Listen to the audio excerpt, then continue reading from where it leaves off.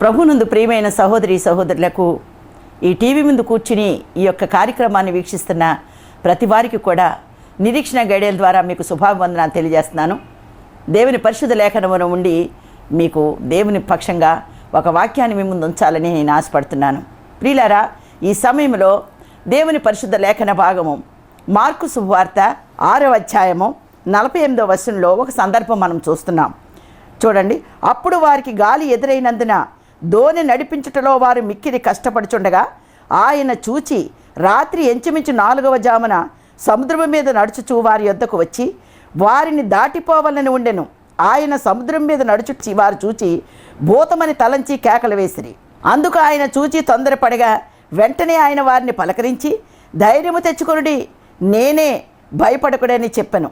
తరువాత ఆయన దోణి ఎక్కి వారి యొద్దకు వచ్చినప్పుడు గాలి అణిగెను. ప్రార్థన. జీవము గల మా దేవా, ప్రేమ కలిగిన మా యేసు, నీకు వందనాలు నాయన. తండ్రి, నా ప్రభువా, ఈ సమయంలో నా ప్రభువా నాయన, వాక్యము నీది, నేను నీ బిడ్డన ప్రభువా.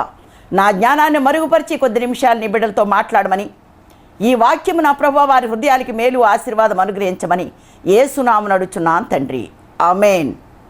ప్రియులారా, ఇక్కడ ఒక సందర్భం మనం చూస్తున్నాం. యేసయ్య నీటి మీద నడిచి వస్తున్నారు. దాని ముందుగా ఉన్న సందర్భం ఏంటంటే, శిష్యులు దోణిలో వెళ్తున్నారు. ఆ దోణి వెళుతున్నటువంటి సమయంలో వారికి ఎదురుగాలి తగిలింది. ఆ ఎదురుగాలి తగిలినప్పుడు ఆ నావని, ఆ దోణిని నడపడం వాళ్ళకి కష్టమైపోయింది. సాధారణంగా గమనించండి, నీటి మీద ప్రయాణం చేసే దోణి ఎదురుగాలి ఎప్పుడైతే వచ్చిందో ఆ ఎదురుగాలికి ఏమవుతుందంటే దోణి నిదానంగా వెళ్ళడానికి ఆస్కారం ఉండదు.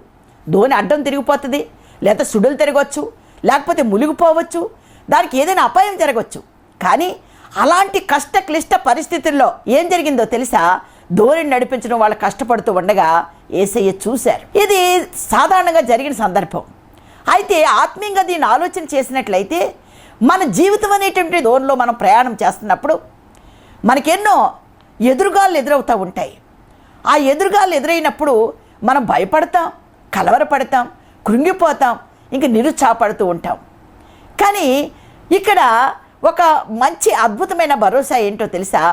మన జీవితంలో ఎలాంటి ఎదురుగాళ్ళు ఎదురవుతాయి, ఆ ఎదురుగాల్లో మనం దేవుని శక్తి ఎలా చూడాలి అన్న సందర్భాలు మీ ముందు ఉంచాలని నేను ఇష్టపడుతున్నాను. ప్రియులారా, మనం గమనించాలి, ప్రతి మనిషికి కూడా ఎన్నో సమస్యలు ఎదురవుతాయి, ఎన్నో ఎదురుగాళ్ళు ఎదురవుతాయి. ఆ ఎదురుగాల్లో కొన్ని మీ ముందు ఉంచాలని నేను ఆశపడుతున్నాను. గాలిని గురించి ఒక మాట ముందు చూద్దాం. ప్రసంగి గ్రంథము 11వ అధ్యాయం 5వ వచనం అంటాడు, గాలి ఏ త్రోవ నుండి వచ్చినో అది ఎవరినూ ఎరుగరు.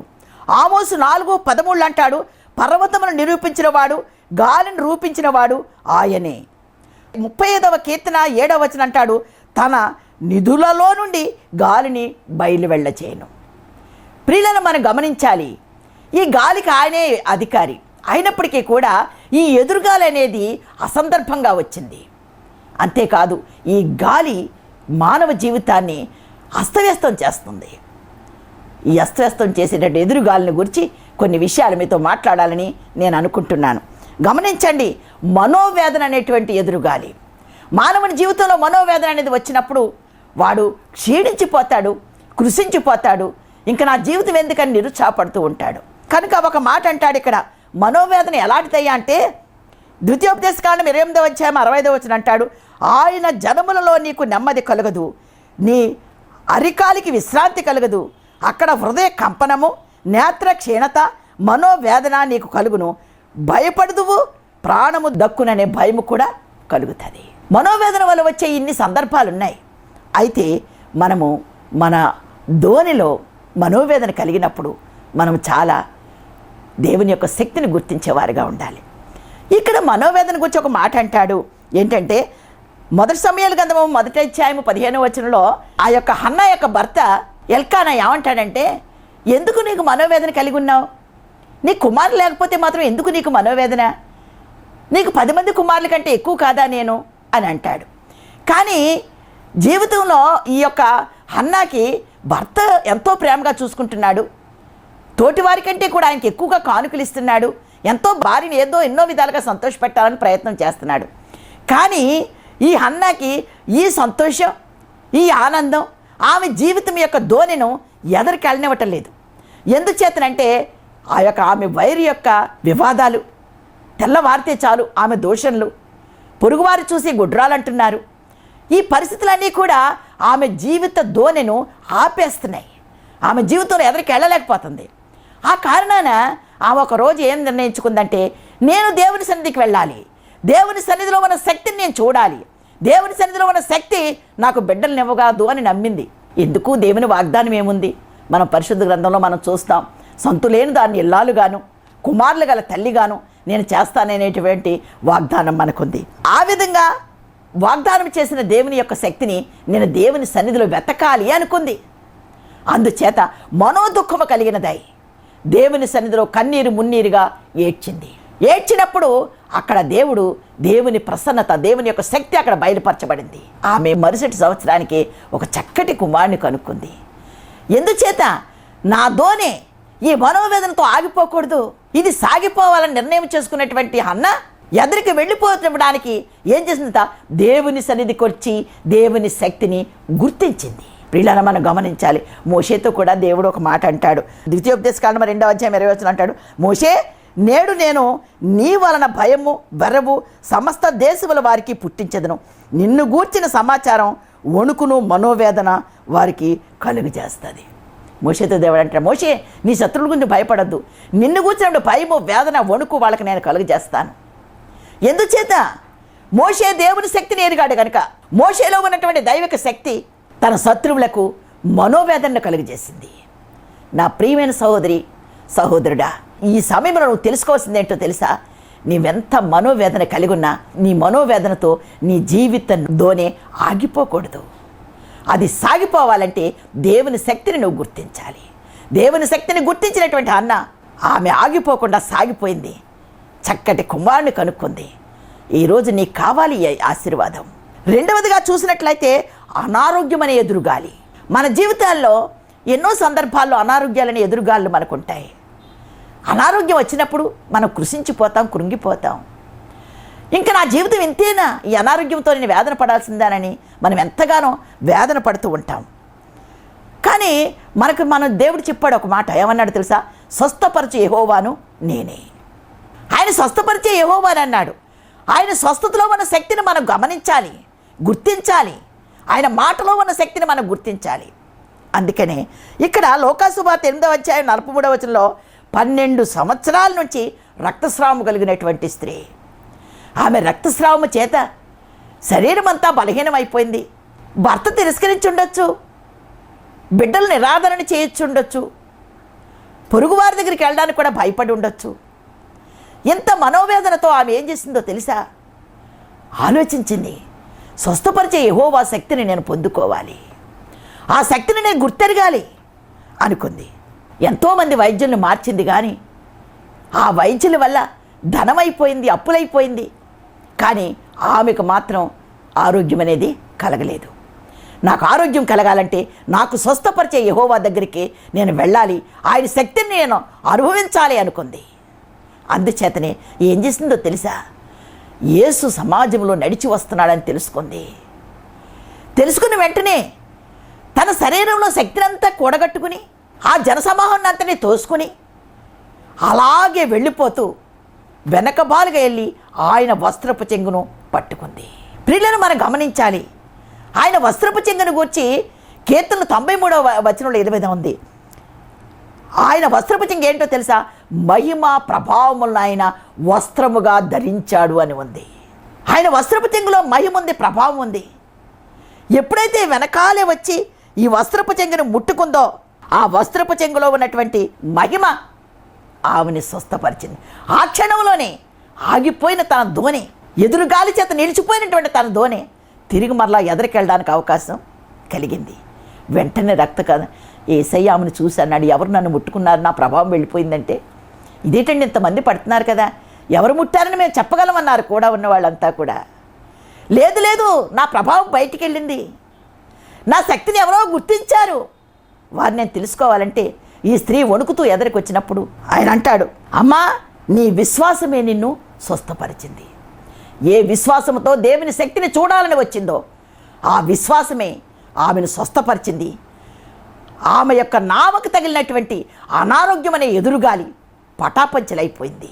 ఆమె తిరిగి మరలా ఆమె జీవన శైలిలో ముందుకి సంతోషంగా ఆనందంగా వెళ్ళడానికి అవకాశం కల్పించిందే దేవుని శక్తి. దేవుని శక్తిని గుర్తించాలండి. దేవుని శక్తిని గుర్తించినటువంటి ఆ స్త్రీ ఆ విధంగా ఆమె ఇవ్వబడింది. ఇంకొక మాట, పాపాత్మురాలు, పాపపు ఆత్మ అనేటటువంటి ఎదురుగాలి. గమనించండి, ఈ పాపపు ఆత్మ మానవుని జీవితాన్ని ఎంత నికృష్ట పరిస్థితి తీసుకెళ్ళిపోద్దంటే అది చెప్పలేము. ఇక్కడ ఏమంటాడు, రోమాపత్రిక 6వ అధ్యాయం 12వ వచనం అంటాడు, కాబట్టి శరీర దురాశలకు లోబడినట్లుగా చావునకు లోనైన మీ శరీరమందు పాపమును యాలనీయకుడి. పాపపు ఏలుబడిలోనికి మనం వెళ్ళామంటే మంచికి చెడుకి వ్యత్యాసం తెలీదు. ఈ శరీరాశలు నెరవేర్చుకుంటాం. ఈ శరీరాశలు నెరవేర్చుకోవడంలో అక్రమము, అన్యాయము, దౌర్జన్యము ఇవన్నీ కూడా చోటు చేసుకుంటాయి. మన జీవితాన్ని దేవుని ఆత్మ ఏలుబడి చేయాలి కానీ మన జీవితాన్ని పాపపు ఏలుబడి చేయకూడదండి. పాపానికి మన దగ్గర చోటు అనేది ఉండకూడదు. గమనించండి, అయితే ఈ పాపాన్ని మనం పరిహరించుకోవాలి. అయితే ఒక మాట మనం చూడాలి. పాపాత్మురాలైనటువంటి స్త్రీ, పాపపు ఆత్మ కలిగినటువంటి స్త్రీ ఏం చేసిందో తెలుసా? యేసు పరిసయ్యుని ఇంటికి భోజనానికి వచ్చాడని ఒక మాట విన్నదండి. యేసు పరిసయ్యుని ఇంటికి భోజనానికి వచ్చాడు అని ఒక మాట విన్నది. ఈ పాపపు ఆత్మ చేత, ఈ శరీరాశల చేత ఏమండి పాపం చేసేవాడికి ఏముంటుంది అనుకుంటున్నారు? సిగ్గు, అవమానం. ఈ లోపలికి బయటకు రాలేరు, వాళ్ళు సమాజంలో స్వేచ్ఛగా తిరగలేరు. ఈ పాపపాత్మ కలిగినటువంటి స్త్రీ అనుకుంది, పాపమును విమోచించగల శక్తి కలిగి వారి శక్తిని పొందుకోవాలి అనుకుంది. ఆ కారణము చేతనే పరిసయ్యుని ఇంట భోజనమును కూర్చున్నాడని విన్నదంతే. వెంటనే ఆమె జరిగిన సందర్భం ఏంటో తెలుసా?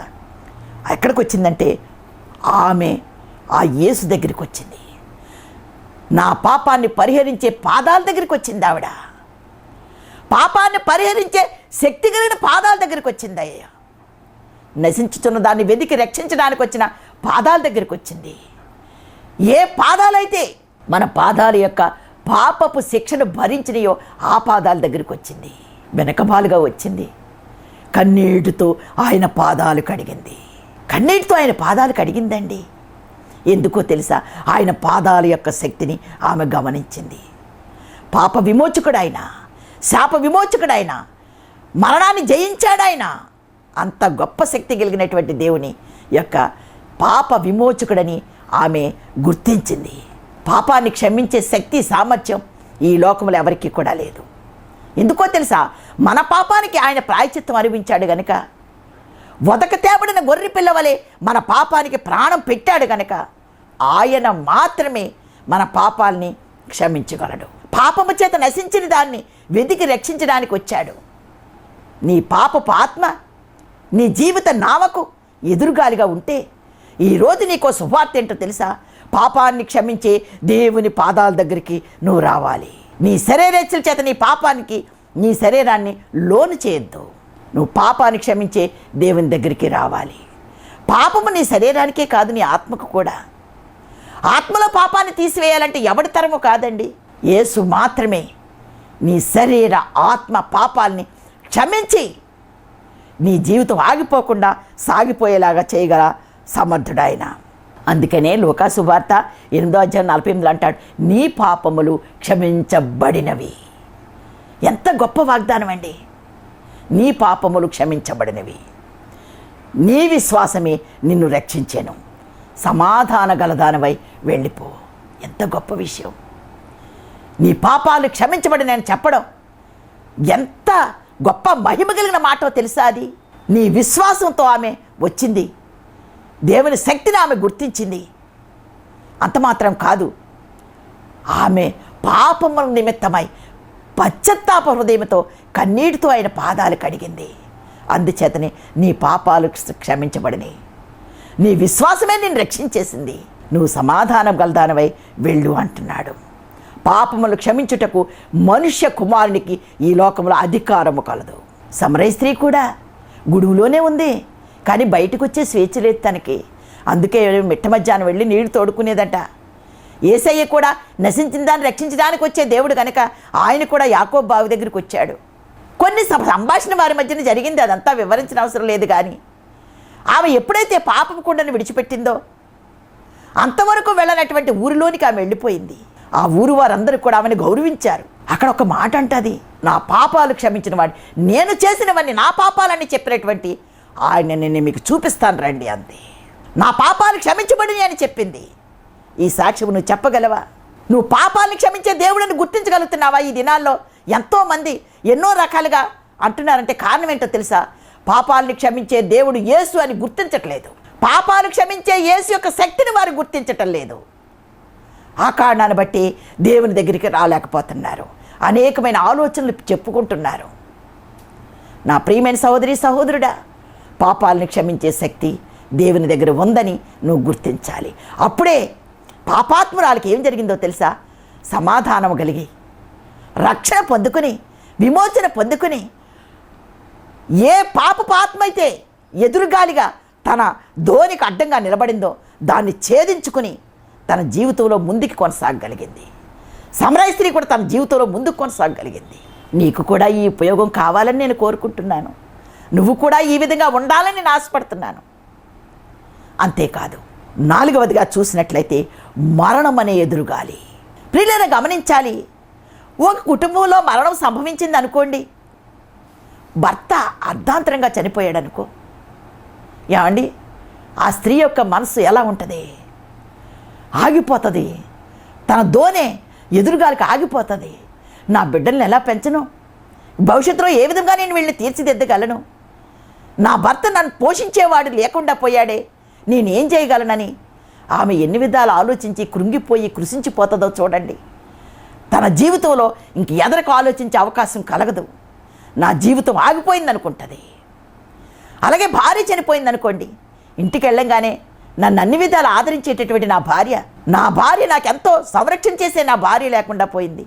ఇంటికి వెళ్ళి చూస్తే అంత శూన్యంగా కనిపిస్తుంది. ఈ జీవితం దుర్భరంగా ఉందని భర్త వ్యాకులు పడతాడు, భార్య వ్యాకులు పడుతుంది. ఒక మరణం ఒక జీవితం యొక్క ధోరణిని ఆపేస్తుంది. తల్లిదండ్రులు ఇద్దరూ లేకపోతే బిడ్డల పరిస్థితి ఏంటి చూడండి. అయ్యో, ఇంటికి వెళ్ళేటప్పుడు నా తండ్రి లేడు, నా తల్లి లేరు, వారి ప్రేమ దూరం అయిపోయింది, వారి పోషణ దూరం అయిపోయింది, మా జీవితాలు ఏంటి అనుకుని నిరాధారణతో ఉండి వాళ్ళ జీవితాలు మరణం ఆ కుటుంబంలో సంభవించిన కారణాన్ని బట్టి వారి ధోనులు ఆగిపోతాయి.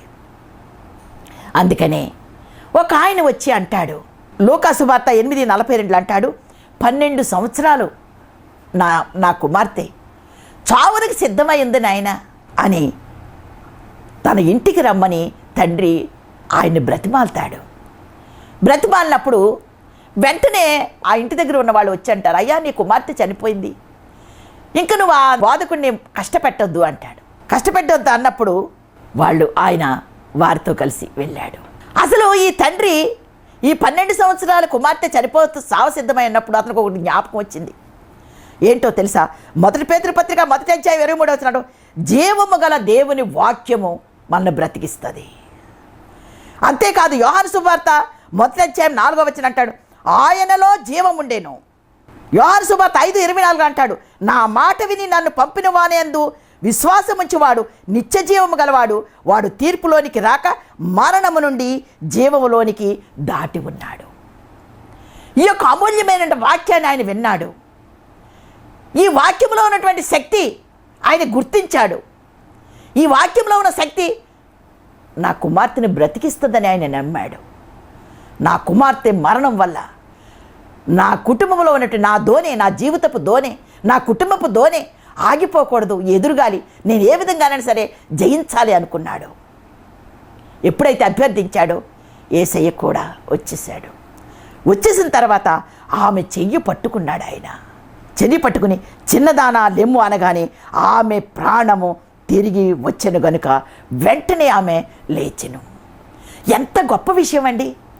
ఇప్పుడు చనిపోయినప్పుడు సందర్భం ఎలా ఉంటుంది? అందరూ చుట్టూ ముగిపోయి ఏడుస్తూ ఉంటారు. అలాంటప్పుడు కనుక వాళ్ళు బ్రతికితే వాళ్ళ కుటుంబంలో, వాళ్ళ జీవితాల్లో, వాళ్ళ ముఖాల్లో ఎంత ఆనందం ఉంటుందండి. మరణం అనేటటువంటి ఎదురుగాలు తగిలినప్పుడు తండ్రి దేవుని యొక్క శక్తిని గుర్తించాడు గనక యేసు దగ్గరికి వెళ్ళి అభ్యర్థించాడు. యేసు ఆయనతో వచ్చాడు. ఆయన యొక్క స్పర్శ ఆ కుమార్తెను సజీవముగా లేపింది. అంతవరకు కూడా దుఃఖము వేదన ఉన్నటువంటి ఆ కుటుంబం సంతోషం ఆనందంతో నిండిపోయింది. కనుక ఆయన మాటలో శక్తి ఆ కుమార్తెను జీవం తెచ్చింది. అందుకనే వాక్యము నిన్ను బ్రతికించును. కనుక ఈ వాక్యాన్ని మనం వినాలి. అందుకనే దేవుని సన్నిధిలో ఎప్పుడు కూడా మనం ఎదురుగాలికి భయపడకూడదు. 5వదిగా చూసినట్లయితే అంధకారం అనేటటువంటి ఎదురుగాలి. ఇక్కడ అంధకారం అనే ఎదురుగాలిని చూసినట్లయితే ఆత్మీయమైన గుడ్డితనం, శరీర సంబంధమైన గుడ్డితనం. గుడ్డి భిక్షకుడు ఒకడు త్రోవ పక్కన పడి ఉన్నాడు. మనం చూడాలి, మార్కు సువార్త 10వ అధ్యాయంలో గుడ్డి భిక్షకుడు ఎక్కడున్నాడంటే తీమై కుమారుడు గుడ్డి భిక్షకుడు త్రోవ ప్రక్కన పడున్నాడు. తీమై అనగా గనుని కుమారుడు అని అర్థం. వీడు గనుడు, గంతకలిన గృహంలో ఉండాలి, గనుడిగా వాడు జీవించాలి. కానీ వాడికి అంధకారం అంటే ఎదురుగాలి వాడి జీవితంలో ఎదురైంది కనుక వాడేమైనా గుడ్డివాడిగా మిగిలిపోయాడు. గుడ్డివాడు ఎప్పుడు కూడా త్రోవ పక్కనే పడి ఉంటాడు. అయితే ఈ త్రోవ పక్కన ఉన్నటువంటి గుడ్డివాడు ఆ విధంగా ఉండగా యేసు ఆ సందర్భంగా ఆ దారి గుండా వెళ్తున్నాడు. నజరేయుడైన యేసు అని విన్నాడు ఆయన. కళ్ళుతోటి చూస్తున్నారు ధోనిలో ఉన్నవాళ్ళు, కానీ యేసు వస్తుంటే భూతం వచ్చేస్తుంది అన్నారు. కానీ ఈయన గుడ్డివాడైనప్పటికీ కూడా నజరేయుడైన యేసు అని విన్నాడు ఆయన. విన్న వెంటనే ఒక్క కేకేశాడు, దావీదు కుమారుడా నన్ను కరుణించని ఒక కేక వేశాడు.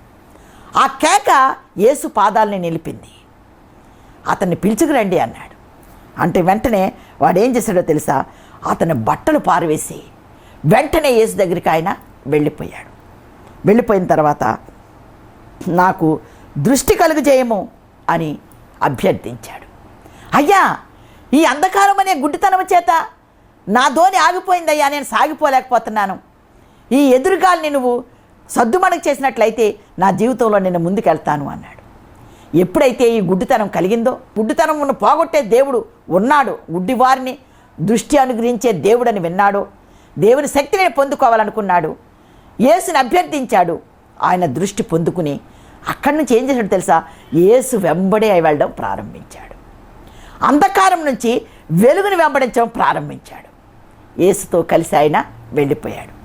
నా ప్రియమైన సహోదరి సహోదరుడా, నీ జీవితంలో మనోవేదన అనే ఎదురుగాలి తగిలినా, అనారోగ్యమనే ఎదురుగాలి తగిలినా, పాపపాత్మనే ఎదురుగాలి తగిలినా, మరణమనే ఎదురుగాలి తగిలినా, అంధకారం అనే ఎదురుగాలి తగిలినా, వీటన్నిటిలోనే కూడా ఒక దైవిక శక్తిని నువ్వు గుర్తించగలిగితే ఆ దైవిక శక్తే ఈ సమస్తమైనటువంటి ఎదురుగాల నుంచి నీకు విడుదల చేస్తుంది. నీ జీవితము సజావుగా వెళ్ళడానికి అవకాశం ఉంటుంది. గమనించండి, కష్టమును చూశాడు ఆయన, వచ్చాడు, ఆ దోనిలోనికి ఎక్కాడు. ఎప్పుడైతే దోనిలోనికి ఎక్కిన వెంటనే గాలి నిమ్మళమాయను అని మనం చూస్తున్నాం. ఇక్కడ చక్కగా అంటాడు, వారి యొద్దకు వచ్చినప్పుడు గాలి అణిగేను. అంతవరకు ఈ దోణిని ఆపు చేయడానికి అస్తవ్యస్తంగా వీచినటువంటి ఆ ఎదురుగాలి అణిగిపోయిందంట. ఒక విషయం మీ ముందు ఉంచాలని ఆశపడుతున్నాను. మీరు డిస్కవరీ ఛానల్లో చూడండి, చేపలు ఎప్పుడూ కూడా ఆ నీరు అలా ఫోర్స్గా వస్తుంటుంది. ఎంత బరువు చేప అయినా సరే ఆ ఫోర్స్కి అది పైకంట ఎగురుతూ ఉంటుంది. చేప ఎప్పుడు కూడా వాలుగా వెళ్ళడం చాలా తక్కువ, కానీ ఎదురు మాత్రం ఎదురుకు వెళ్ళేటప్పుడు అది ఎంతో ఉత్సాహంగా ఎగురుతూ ఉంటుంది. మానవుని జీవితంలో కూడా మనకి ఎదురుగాలి సంభవించినప్పుడు మన శక్తినంతా కూడుకొని దేవుని శక్తిని మనం ఎరగలిగితే మనకి ఎదురుగాళ్ళన్నీ కూడా జయించగలం, అధిగమించగలం. గమనించండి, ఈ చేపలు ఎంత ఫోర్స్గా వస్తుంటే అంత బలంగా ఎగురుతుంది పైకి. మీరు చూడండి, ఎప్పుడైనా అబ్జర్వ్ చేయండి. కానీ పక్కన ఉండదు. పక్కన కనుక ఎగిరితే ఆ జంతువులు వశమైపోతుంటుంది. ఏ పక్కలుగా ఉండి ఒకవేళ జంతువులకు ఆస్కారంగా ఉన్న పరిస్థితిలో కనుక అయితే ఈ జంతువులు నోట్లో పడిపోద్ది. కానీ లోతైన నీటిలో అది ఎగురుతూ ఉన్నప్పుడు అది ఎంతో ఉత్సాహంగా ఎగురుతుంది. మనం కూడా మన జీవితంలో ఎన్ని ఎదురుగాళ్ళు ఎదురైనా మన జీవితంలో ఎప్పుడు కూడా మనం ఏం చేయాలో తెలుసా, ఈ ఎదురుగాళ్ళన్నీ కూడా అధిగమించుకుంటూ వెళ్ళగలిగితే, గమనించండి, యోబుకు కూడా ఎన్ని ఎదురుగాళ్ళండి. నాశనం అనే ఎదురుగాలి, ప్రాణ నష్టం అనే ఎదురుగాలి, ఆస్తి నష్టం అనే ఎదురుగాలి, భార్య దూషణ, స్నేహితులు దూషణ, ఎన్ని ఎదురుగాళ్ళు ఎదురైనా ఆయన ఉత్సాహంగా ఎగిరాడే తప్ప, అధిగమించాడే తప్ప కృంగిపోలేదు. కనుక నీ జీవిత నావలో నువ్వు ముందుకు కొనసాగాలంటే యేసుని నువ్వు చూడ. ఆయన చూశాడు, వారి కష్టాన్ని ఆయన చూశాడు, ధోని దగ్గరికి వచ్చాడు, ధోనిలోకి ఎక్కాడు, గాలి అణిగిపోయింది. నీ జీవితంలో కూడా యేసును గుర్తించగలిగితే, నీ జీవితం అనే దోన్లోకి ఆయన వస్తే నీకు ఎదురయ్యే ప్రతి ఎదురుగాళ్ళు కూడా అణిగిపోతాయి. కనుక నువ్వు దేవుని శక్తిని గుర్తించే బిడ్డగా నువ్వు ఉండాలి. అంతే తప్ప శక్తిని ఎరగని దానిగా ఉండొద్దు. నీ జీవితంలో ఎందుకు వాటములు వస్తున్నాయి, ఎందుకు అపజయాలు వస్తున్నాయి, ఎందుకు కన్నీరు వస్తుంది, ఎందుకు వేదన వస్తుంది, ఎదురుగాలికి ఆగిపోతున్నావు ఎందుకు? ఆగిపోవద్దు. నువ్వు సాగిపోవాలంటే ఎదురెదాలి. ఆ చేప కష్టమని అనుకోదు, నష్టమని అనుకోదు. దాని శరీరం ఎంత బరువున్నా అది పైకి ఎగరడానికే ప్రారంభిస్తుంది. ఆ ఎగరడంలోనే దానికి పెద్ద ఉత్సాహం, సంతోషం, ఆనందం. అంటే దీని అర్థం ఏంటో తెలుసా? ఎదురుగా వచ్చి ఆపేటటువంటి ప్రతి దాన్ని కూడా దాని శక్తి కంటే కూడా ఎక్కువ శక్తి ఉపయోగించి ఎగురుతుంది కనుకనే అది ఉత్సాహంగా ఉంటుంది. విశ్వాస జీవితంలో ప్రతి వారికి కూడా ఉండాల్సింది ఏంటో తెలుసా? జీవితంలో ఎన్ని ఎదురుగాలు ఎదురైనా, ఎన్ని అవమానాలు ఎదురైనా వాటన్నిటిని కూడా అధిగమించి మన నామలోనికి యేసును ఆహ్వానించి మనకి ఎదురయ్యే ప్రతి ఎదురుగాల్ని కూడా సద్దుమణగ చేసుకోవాలి. సద్దుమణగ చేసుకోవాలంటే నీకు ఒక శక్తి కావాలి. ఇప్పుడు చెప్పబడిన భాగాలన్నింటిలో నుంచి కూడా అమూల్యమైనటువంటి అర్థాన్ని మీరు హృదయానికి హత్తుకొని ఆ ప్రకారంగా మీరు సమస్యల్ని ఎదుర్కోగలిగితే మీకు ఎదురనేది ఇంకా లేదు. ఏ శక్తి మిమ్మల్ని ఆపజాలదు. విశ్వాసంలో గొప్ప విశ్వాస యోధుడి వలె నువ్వు ముందుకెళ్ళడానికి అవకాశం ఉంటుంది. కనుక ఈ విధమైన ఆశీర్వాదాలు మీరు పొందుకోవాలని ప్రభు పేట మనవి చేస్తూ నా మాటలు ముగిస్తున్నాను. ఈ కొద్ది మాటలు దేవుడు ఆశీర్వదించి దీవించునుగాక. ఆమేన్. చిన్న ప్రార్థన. జీవాధిపతి నీకు వందనాలు, స్తోత్రాలు. మా ప్రియులు ఈ టీవీ ముందు ఉన్నవారు నా ప్రభా, ఎంతమంది అయితే తండ్రి వారి జీవిత దోనే నా ప్రభా ఎదురుగాలుల చేత ఎంత ఆగిపోతున్నాయేమో ప్రభా, ఈరోజే వారికి ఒక ఆలోచన పెట్టండి ప్రభా. నీ శక్తిని గుర్తించేటటువంటి తెరవబడిన హృదయాలు వారికి అనుగ్రహించి, నీ శక్తిని గుర్తించి ప్రతి ఎదురుగాలిని కూడా, ప్రతి ఎదురయ్యే సమస్యల్ని కూడా వారు అధిగమించే భాగ్యం వారికి అనుగ్రహించమని, అనారోగ్యము నుండి, మరణము నుండి, పాపము నుండి ప్రభా దేవానికి వందనాలు, మనోవేదల నుండి నాయన వారు జయించే శక్తి సామర్థ్యం వారికి దయచేయమని, నీ విశ్వాసంలో ముందు కొనసాగే భాగ్యం అనుగ్రహించమని, ప్రతి వారి కూడా ఆత్మీయ జీవితంలో బలపరచమని, ఆశీర్వదించమని యేసు నామమున అడుగుచున్నాను తండ్రి. ఆమేన్. దేవుడు మిమ్మల్ని దీవించుగాక.